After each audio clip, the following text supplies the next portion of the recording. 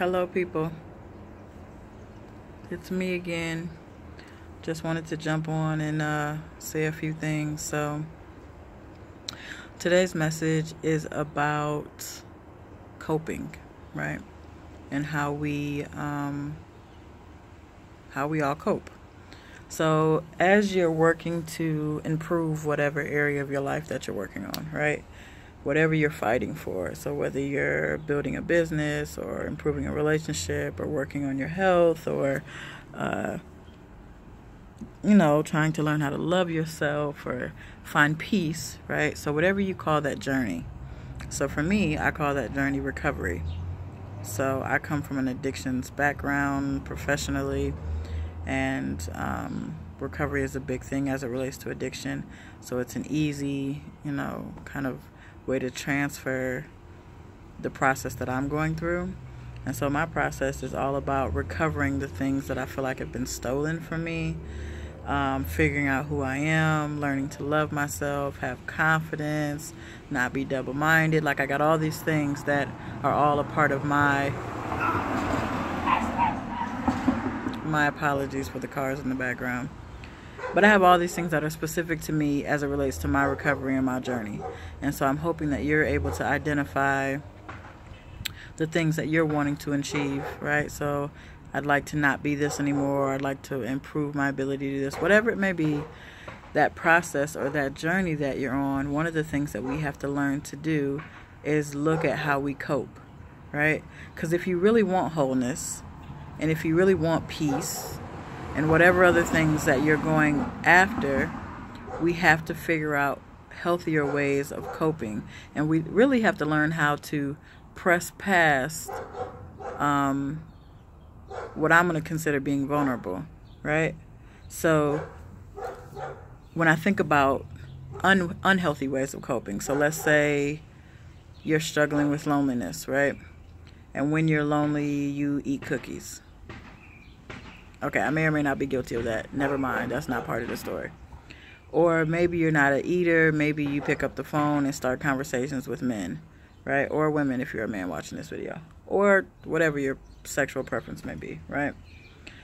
So, also guilty of that, right? Whatever it is, we cope. There is a way that we cope. And so we have to start by figuring out, how do you currently cope with negative emotions, right? So when you're lonely, what do you do? Do you lean into your husband, or do you lean on your friends, or do you eat, or do you work out? Like, you got to figure out, how do you cope with hurt and pain and disappointment and loneliness and whatever other things may be issues for you, right? And then our responsibility, after we figured out, the ways that we cope, and there's a pretty good chance that some of those are good and some of those are not, right? And then our responsibility becomes to press through the uncomfortableness, right? So one of the reasons why we cope in unhealthy ways is because we struggle to be vulnerable. We struggle to work through the uncomfortableness. We don't want to feel our feelings.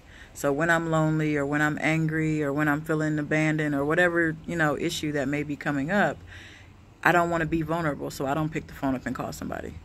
Or I don't want to be vulnerable, so I don't talk to God. Or the ways that I could be coping, I choose not to cope that way because that requires me to be vulnerable, and there's a risk there, right? Or that thing is uncomfortable, right? So maybe what I need to be doing is exercising, but maybe I'm overweight and I'm uncomfortable with going to the gym, and so I don't press through. And so what I want people to kind of remember is that if you're really going to get to wholeness, right? If you're really going to get to peace and contentment and feeling fulfilled, we have to fight through and press through the uncomfortableness, the vulnerable things that we feel, in order to learn to cope in healthier ways, right? Learning to cope in healthier ways is really important. I'm going to throw this plug in here again. I've said it many times, and I will say it again on probably a lot more videos. The process is ugly, right? You don't make big changes in your life without bumping your head or failing, quote unquote, if that's what you want to call it. And so you got to kind of cut yourself a damn break, right? So if I'm on a diet, I'm trying to improve my health. and I decide I'm going to not eat meat. I don't know why you would do that, right? Like, I'm not sure why you would. Never mind.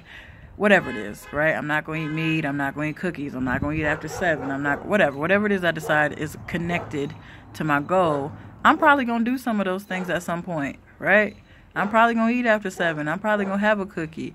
And so that's just part of the change process. Nobody goes from this person to this other person that they want to become without, making some mistakes. The process is ugly. It is not perfect. So just because you're trying to develop healthier ways of coping does not mean you won't fall and go backwards at some point. But you have to learn to press through, right? Like you don't get the choice to give up. Like, miss me with that. I don't give a fuck what you're trying to work on. You don't get the choice to give up, right? You have to learn to press through.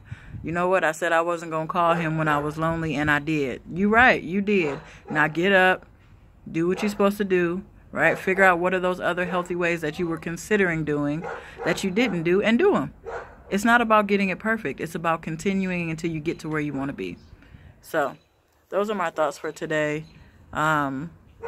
Just reminding you that escape is not an option. Avoidance is not an option. Figure out healthy ways of coping. It'll help you get to wholeness. Peace.